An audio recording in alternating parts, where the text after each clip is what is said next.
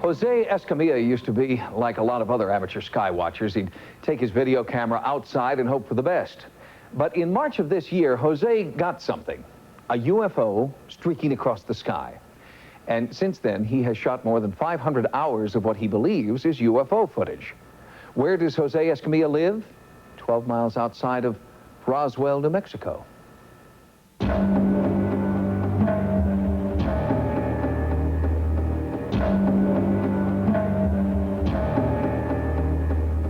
We began taping UFOs on March 5th. And I got a call and they said, come out to Midway, there's UFOs out here. Midway, New Mexico is easy to miss if you're speeding by on the interstate. To the casual observer, it's just another small southwestern town. But look up. There, in broad daylight, strange craft are flying over the town. Sightings contacted local residents who have startling home videos of UFOs they just can't explain. New Mexico as a whole has had a lot of sightings. And I think that there is a tremendous interest by our visitors, should we say, as to the activities that have taken place here in the past. Here, just a stone's throw from Midway, near Roswell, New Mexico, a suspicious crash landing in 1947 launched modern interest in ufology.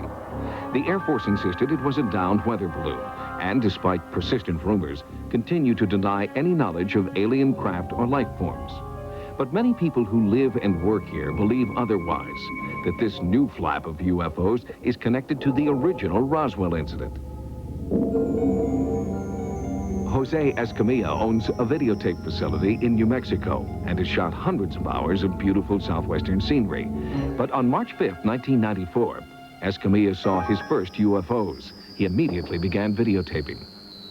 We have a piece of film of a jet, I think it was a Citation, that flew right over the property. I guess it must have been about 500 or 600 feet. And we captured an object that comes from upper screen right on TV. And it goes right up behind the jet, and it seems to tag it on the tail or bump it. And you can see the object taken off away from the jet.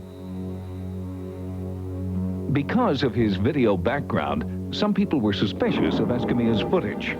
Local news reporter Lachelle Yates launched an investigation. Given the history of Roswell and the crash, we thought it was interesting that here is a man who is capturing something unexplained on videotape. So we went out and videotaped in the same place that he videotapes, and we got identical objects on our video.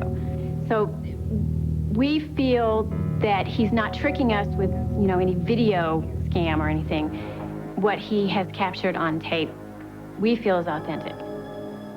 To date, Jose Escamilla has logged more than 500 hours of UFO videotape. Every time we get a new tape and we find some new kind of object in there, there's an excitement that builds, and it's just like incredible. I've never seen anything like this in my life. From the film footage I have seen, there appears to be some type of intelligence behind the phenomena. They represent a true enigma deserving of scientific scrutiny. The Escamilla video is an excellent cross-section of the kinds of things that I see on videotapes. Jim Delatosa specializes in computer-assisted analysis of film and videotape. Sightings asked him to examine a large sampling from Escamilla's footage. He has found a number of unnatural flight patterns. What we find, you'll see, is that the object comes right in front of this telephone pole and then moves right up here and over top of the wires and out of the frame.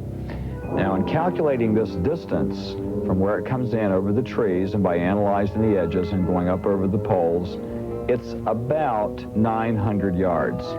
And in that period of time, it's moving well over 3,000 miles an hour. There are at least 4 military bases that are known to use the airspace over this part of New Mexico. And Area 51, the supposedly non-existent Air Force testing facility, would be only 10 minutes away for a stealth fighter. Are unidentified craft like these government-built and run? The Pentagon isn't talking. When it comes to trying to get this information, the Air Force will come back on an initial generic request stating that they have no information. This is a lie. The proximity to military bases in New Mexico, and Escamilla making these videotapes is not just a coincidence. It follows a pattern. Skeptics offer this as proof that UFOs are actually military aircraft. But much of Escamilla's footage reveals silhouettes and velocities that are not only unidentified by eyewitnesses, but also unimaginable by current standards of technology. I'd like to find out what they are, period.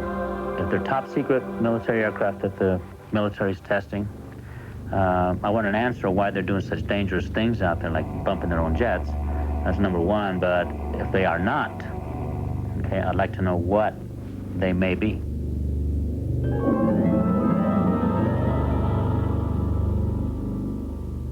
Jose Escamilla knows that not everything he's capturing on videotape can be an alien spacecraft. But he believes that his video journal of the skies above Roswell is an important research tool for ufologists. It is the only comprehensive catalog of rare daytime activity anywhere in the world. Coming up next.